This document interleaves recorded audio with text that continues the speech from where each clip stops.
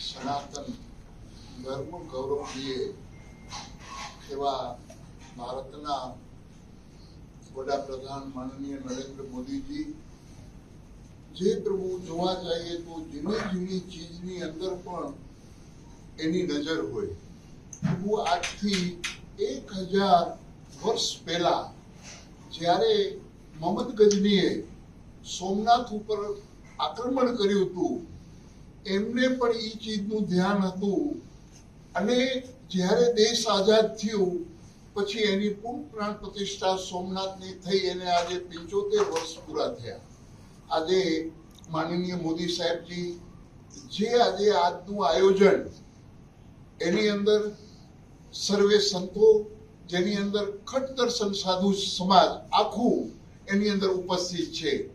સ્વાભિમાન પર્વ, પ્રભુ એ શબ્દ જે સ્વાભિમાન, પ્રભુ આજે આપણે એક વિચારવાનું છે કે આજે મોદી સાહેબ આપણા હિન્દુત્વ વિશે, આપણા ધર્મ વિશે, આજે પ્રભુ ખાલી એક ગુજરાતની આપણે વાત કરીએ તો ગુજરાતની અંદર કેટલા એવા મંદિરો, પુરાતન મંદિરો જેને પુનઃ જાગૃત કર્યા છે. અને આજે પણ ગુજરાતની અંદર જોવા જાવ તો પ્રથમ સોમનાથ જ્યોતિર્લિંગ જે સૌરાષ્ટ્ર છે, સોમનાથ પ્રથમ જેનું નામ લેવાય છે, એવા સોમનાથ દાદાના સાનિધ્યની અંદર આજે મોદી સાહેબે 11 તારીખે જે એક સ્વાભિમાન યાત્રા પર્વ મનાવવા જઈ રહ્યા છે, ત્યારે આપણા ગુજરાતના મહેન્દ્રભાઈ પટેલ અને એક યુવાધન અમારા ડેપ્યુટી સીએમ હર્ષભાઈ સંઘવી જે આજે સતત મહેનત કરી અને આ સંદેશો, હિન્દુત્વનો સંદેશો, સનાતનનો સંદેશો અને હિન્દુત્વ ધારાની સરકાર, હિન્દુત્વ વિચારધારાની સરકાર આજે જે વિશ્વભરની અંદર જે સંદેશો આપે છે, તો આવા યુગ પુરુષો, હું એને યુગ પુરુષ કહીશ, વડાપ્રધાન તો છે જ, પણ એને હું યુગ પુરુષ કરી, કેમ કે યદા યદા હિ ધર્મસ્ય ગ્લાનિર્ભવતિ ભવતિ ભારત, ક્યારેક ક્યારેક આવા પુરુષો જન્મે છે જે રાષ્ટ્રને અને ધર્મને એક નવી દિશા, નવો વિચાર આપે છે. આજે ભારતની અંદર તમે જોવા જાઓ તો આજે વિશ્વની અંદર ગમે અહીંયા તમે જાઓ તો ક્યાંને કંઈક હાલે છે, પણ ભારત આજે એકદમ શાંતથી આજે પ્રજા એની સુખી છે.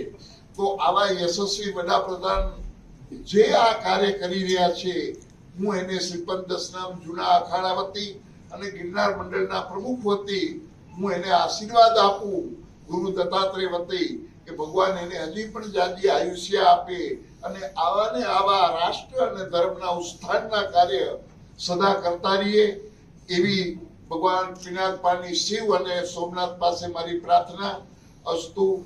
ઓમ નમો નારાયણ. જય હિન્દ. ઓમ નમો નારાયણ. જય સોમનાથ.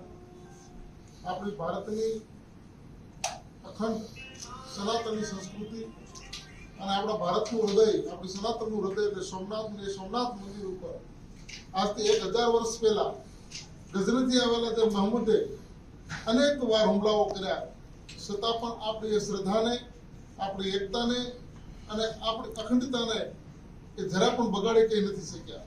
આજે 1000 વર્ષથી ચાલી આવતી આપણી આ સંસ્કૃતિને, આપણી પરંપરા આજે પણ અડગ અને અખંડ છે.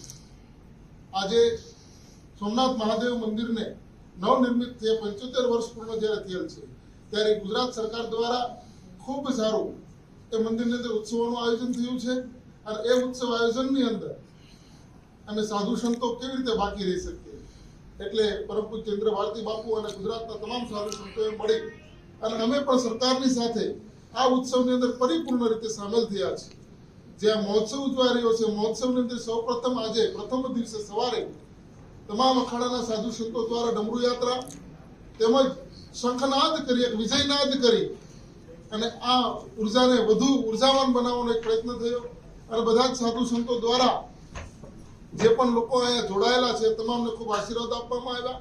તેમજ હમણાં 1 કલાક પછી જે અખાડાની અમારી ઓળખ છે, જે કુંભ મેળામાં શિવરાત્રીની અંદર અમારા નાગા સંન્યાસીઓ છે, એ સાધુ સંતો દ્વારા એક અદ્ભુત યાત્રા, જેને રવેડી નામ આપવામાં આવ્યું છે, એવી રવેડી નીકળતી હોય છે. ત્યારે સરકારશ્રીની અને તમામ સાધુ સંતોની ઈચ્છાથી આજે સોમનાથ મહાદેવને જ્યારે આજે 75 વર્ષ જીર્ણોદ્ધારને પૂર્ણ થયા છે, આનાથી વધારે મોટો મહોત્સવ કયો હોઈ શકે? એ મહોત્સવની અંદર અમે પણ સામેલ થઈ અને મહાદેવના આશીર્વાદ લેવા માટે તમામ હજારોની સંખ્યામાં આજે સોમનાથની અંદર સાધુ સંતો ઉતરી આવ્યા છે. હમણાં જ એકાદ કલાક પછી આ શોભાયાત્રા, આ રવાડીના ભૂતો અને ભવિષ્ય સોમનાથમાં પ્રથમવાર યોજાવા જઈ રહી છે. ત્યારે આપના માધ્યમથી આખું ગુજરાત, એમાં આખું ભારત આ ભવ્યથી ભવ્ય શોભાયાત્રાના દર્શન કરશે. અને આ આખા ઉત્સવની દરમિયાન આપણા ગુજરાતના પનોતા પુત્ર યશસ્વી આપણા વડાપ્રધાન શ્રી નરેન્દ્રભાઈ મોદીજી પણ હાજર રહેવાના છે. એમને પણ એક સુંદર લેખ લખી અને સોમનાથની યશોગાથાને વધાવી છે. સોમનાથની અંદર થયેલી 1000 વર્ષ પૂર્વની ઘટના તેમજ જીર્ણોદ્ધારની ઘટનાને ખૂબ સારી રીતે વર્ણવી છે અને એકદમ હૃદયસ્પર્શી આપણને શબ્દ પહોંચે એવો એમને લેખ લખ્યો છે. તો આવનારી પેઢી પણ, આવનારા સમય પણ આ વાતને કાયમ માટે યાદ રાખશે. તો આ ઉત્સવ માત્ર ગુજરાતીનો નહીં, આખા સનાતનીઓનો ઉત્સવ છે. આ સોમનાથ મહાદેવનો ઉત્સવ છે અને આ ઉત્સવમાં બધા જ સાધુ સંતો સામેલ થયા છે. ઓમ નમો નારાયણ.